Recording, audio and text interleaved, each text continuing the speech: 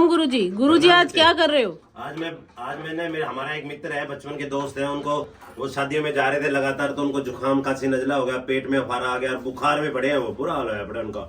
कह रहे कि मैं गोलियां कैप्सूल भी खा रहा हूँ। तो मैं आज आप सबको दोस्तों उनके लिए तो काढ़ा खुद अपने हाथों से बना के लेके जा रहा हूँ। बाकी आपको भी मैं सिखाना चाह रहा हूँ। इसमें हमें टोटल 7 चीजों की आवश्यकता होती है। तो सबसे पहले तो यहाँ दिखाई जी कैमरामैन जी, ये तो जी हमारा एक काढ़े का रूप हमने ये हमारे दोस्त के लिए तैयार कर रहे हैं। ऊपर से दिखाएं जी, थोड़ा अच्छी तरह फोकस है। ये देखिए जी, इस प्रकार का ये हमारा काढ़ा तैयार हो रहा है। अब इसमें सीखे हमने क्या इसमें 7 चीज डाली। सबसे पहले तो आप ये दिखाएं जी, बिल्कुल पास से हमने तुलसी के पत्ते ले लिए थे, हमने 20 या 25।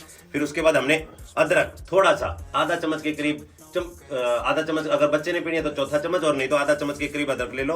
और ये 1.5 फुट की अपन ने ले ली गिलोय की बेल।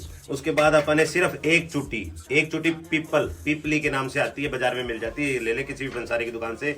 एक चुट्टी काली मिर्च, और उसके बाद एक चुट्टी दालचीनी डाल दी। और लास्ट में ना पौना चम्मच अर्जुन की छाल का डाल के दोस्तों इस प्रकार ये काढ़ा तैयार हो जाएगा। इसको गरम गरम पिला दे। बड़े लोग तो इसको ऐसे कैसे पी ले बिना मीठा। छोटे बच्चे को भी आजकल ये समस्याएं हो रही है, तो छोटे बच्चा अपना मिश्री डाले और गरम गरम पी के रजाई ओढ़ के या कंबल ओढ़ के सो जाए। जैसे ही पसीना आएगा आधे घंटे में, पौने घंटे में आपका बुखार उतर जाएगा। दोस्तों इसको भी लाइफ में लें, जो आप कर रहे हो तो करते रहे। ये बड़ा तगड़ा सूत्र बताया दोस्तों। Thank you.